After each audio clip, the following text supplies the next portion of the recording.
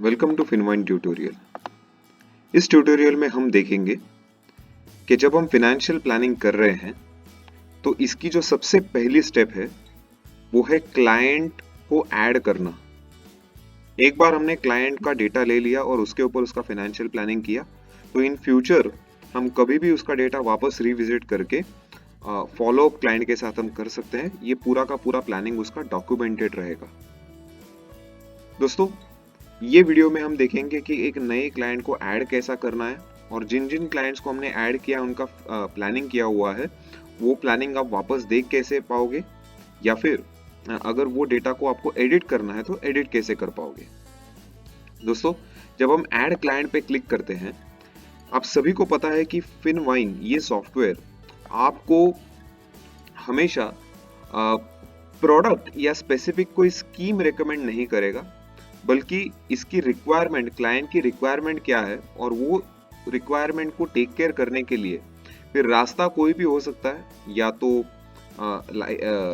Life insurance या फिर RD या एफडी या इक्विटीज व्हाटएवर, तो वो लास्ट स्टेप में हम करते हैं। तो यहाँ पर बेसिकली क्लाइंट का डेटा लेते समय हम अंडरराइटिंग पॉइंट ऑफ व्यू से नहीं सोचते, medical underwriting point of view से नहीं सोचते, हम सिर्फ प्लानिंग पॉइंट ऑफ व्यू से सोच रहे हैं। ऐसे केस में दोस्तों, जब हम नया क्लाइंट ऐड करना चाहते हैं तो ये देखना, ये लेफ्ट हैंड साइड पे ऐड क्लाइंट का बटन है। मैं ऐड क्लाइंट पे जैसे ही मैं क्लिक करता हूँ तो ये आपका शीट ओपन हो जाएगा, ये फॉर्म ओपन हो जाएगा। यहाँ पर मैं क्लाइंट का नाम डाल रहा हूँ पर डालना, और ईमेल आईडी हम डाल रहे हैं। मान लीजिए मैंने डेट ऑफ बर्थ डाल दिया 1 जनवरी 1985। या तो आप कैलेंडर फॉर्मेट से डाल सकते हो या तो डायरेक्टली खाली आप टाइप करते जाइए। और जैसे कि मैंने इसके पहले सभी स्लाइड्स वीडियोस में हमने कहा है कि हर एक कॉलम से आपको अगले कॉलम में जाने के लिए टैब का जो बटन है वो आप यूज कर सकते हो अल्फाबेट क्यू के लेफ्ट हैंड साइड में, या फिर आप माउस से भी इसको अलग अलग अगले अगले कॉलम पे इसको आप शिफ्ट कर सकते हो। दोस्तों, ये तो हो गया क्लाइंट का नाम, mobile number, date of birth. अब हमें उसके फैमिली का डेटा कैप्चर करना है, तो यहाँ पर मैं क्लिक करता हूँ ऐड अनदर फैमिली मेंबर। यहाँ पर जैसे कि उसकी वाइफ है तो वाइफ, डेट ऑफ बर्थ आप ले सकते हैं, रिलेशनशिप स्पाउस समझो वाइफ है ये, मोबाइल नंबर लेना है तो ठीक है, नहीं लेना है तो it's okay, click on add. अब दोस्तों, वाइफ का डेटा क्यों लेना है? क्योंकि हम जब रिटायरमेंट प्लानिंग कर रहे हैं या फिर इंश्योरेंस का प्लानिंग कर रहे हैं तो आज अगर मुझे कुछ हो जाता है तो मेरी वाइफ को आज से अगले कितने साल तक सरवाइव करना है और उसे स्टैंडर्ड ऑफ लिविंग मेंटेन करके ये सारी चीजें करनी है। तो वो पॉइंट ऑफ व्यू से हमें सबसे इंपॉर्टेंट है कि वाइफ का सर्वाइवल पीरियड कितना है, तो इसके लिए हमें डेट ऑफ बर्थ की बहुत जरूरत होती है।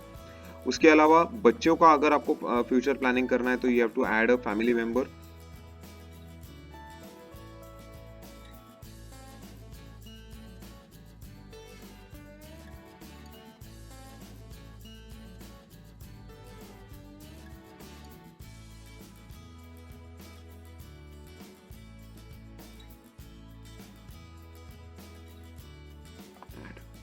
दोस्तों, इतना डेटा आपने खाली कैप्चर करना है।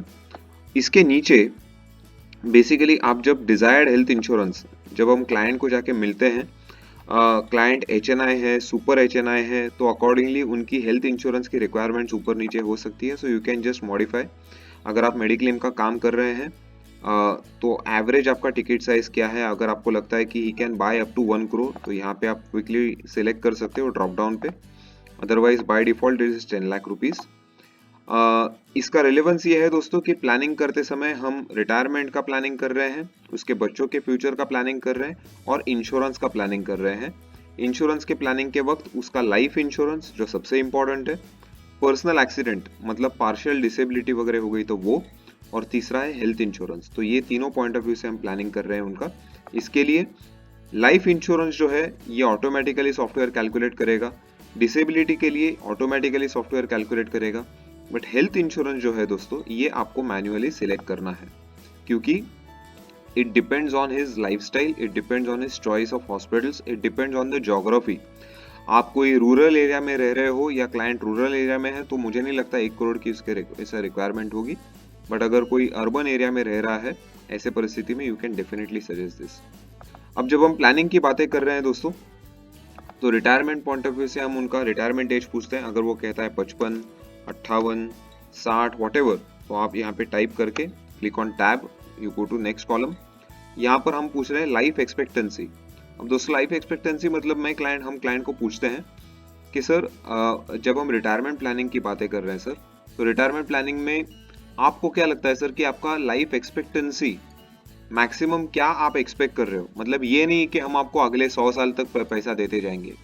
लेट अस बी प्रैक्टिकल, कि आपको अगर लग रहा है कि मैं 80-85 तक सर्वाइव कर पाऊंगा, तो उतने समय तक हम ज्यादा पैसा विड्रॉ कर सकते हैं। ये नहीं कि 100-200 साल तक आपको पैसा छोटे रकम आते जाएगी। उससे अच्छा मुझे लगता है कि प्रैक्टिकली मैं 80-85 तक सर्वाइव करूंगा, तो बड़ा मुझे अमाउंट उस समय पे चाहिए। तो लाइफ एक्सपेक्टेंसी आपको यहाँ पे टाइप करनी है 80-85 वॉटेवर है, as you wish. Inflation rate मतलब महंगाई, क्योंकि रिटायरमेंट प्लानिंग इंश्योरेंस में दोस्तों इन्फ्लेशन हमें फैक्टर करना होता है फाइनेंशियल प्लानिंग के लिए। डेट या सेफ रिटर्न्स, हम दोस्तों सेफ में आती है आपकी आरडी, एफडी, एलआईसी। उसके बाद में बैलेंस्ड मतलब आधा एलआईसी आधा म्यूचुअल फंड या फिर बैलेंस फंड म्यूचुअल फंड के। और इक्विटी मतलब 100% शेयर बाजार या म्यूचुअल फंड रिस्की, जिसे हम कहते हैं रिस्क, ये देखना यहाँ पर। अब ये तीनों अजम्पशंस दोस्तों हमने यहाँ पर बाय डिफॉल्ट 6, 9 एंड 12 रख दिया है। आप अगर ये सेफ को मॉडिफाई करके 7%, 6%, 5% करना चाहो तो कर सकते हो। मीडियम रिस्क है, इसको भी आपको 10% करना है, इसे 15% करना है, जो आपकी चॉइस है वो आप कर सकते हैं। This is completely flexible. Even the inflation rate, जो महंगाई का रेट है, इससे भी आप ऊपर नीचे कर सकते हैं। उसके बाद का क्लाइंट का एड्रेस अगर आप लेना चाहो तो ले सकते हो। यहाँ पर उनकी एनिवर्सरी डेट, अगर ये सारे डिटेल आपके पास है तो आप लेके, नहीं लेंगे तो भी चलेगा।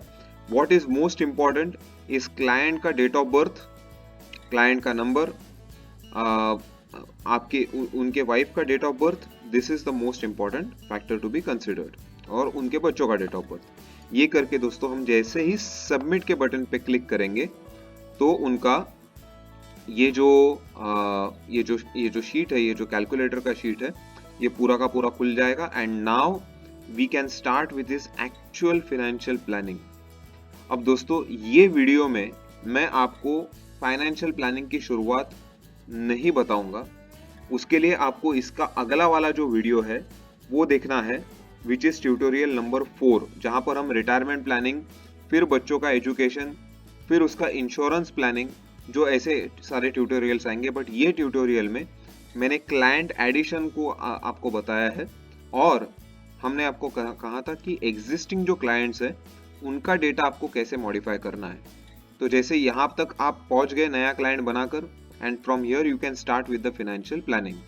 अच्छा, अब जो आपके एग्जिस्टिंग क्लाइंट्स आपने जिनका प्लानिंग किया हुआ है, इन फ्यूचर अगर आपको वो डेटा देखना है तो कैसे देखेंगे? तो यहाँ पर देखना दोस्तों, ऐड क्लाइंट के नीचे क्लाइंट्स करके है, मतलब जिन लोगों का मैंने ऑलरेडी प्लानिंग किया हुआ है। अब जैसे सचिन देवकर है, इनका मुझे प्लानिंग समझो करना है, तो मैं यहाँ पर स्टार्ट फाइनेंशियल प्लानिंग पे मैं क्लिक कर सकता हूँ। मुझे देखना है कि क्या क्या प्लानिंग हमने किया हुआ है। तो कोई भी आप कैलकुलेटर, जैसे एफडी फॉर रिटायरमेंट पे मैं क्लिक करता हूँ, तो आपने जो डेटा इनका प्लानिंग के वक्त अज्यूम किया था ये आपको यहाँ पे आ जाएगा।